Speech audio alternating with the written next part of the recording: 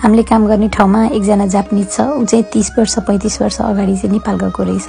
खासमा ऊ इन्डिया गएको रहेछ, इन्डिया सँगसँगै ऊ जापान नेपाल पनि गएको रहेछ। नेपाल जाँदाखेरि उसलाई चाहिँ यति सस्तो लागेछ कि हरेक चिज सस्तो, 1 रुपियाँमा उसले चिया खाएको रहेछ, 1 रुपियाँमा उसले भात खाएको रहेछ। अनि अझै पनि सोधिरहेको हुन्छ।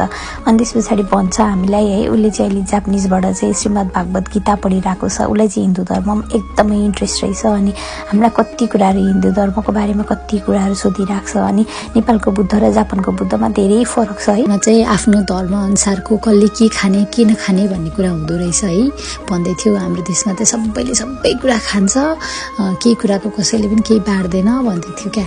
सबैभन्दा मन दुखेको कुरा एउटा चाहिँ के भन्छ भने उसले होइन, विगत 10 वर्षदेखि तिमीहरूको नेपाल जस्तो थियो अहिलेसम्म पनि त्यस्तै रहेछ है, किन होला तिमीहरूको देश विकास नभएको भनेर सोध्दै थियो। हाम्रो अस्तिको जेनजी आन्दोलनको बारेमा पनि उसलाई राम्रोसँग ज्ञान छ, अनि सोधिराख्छ, भनिराख्छ, हेरिराख्दो रहेछ।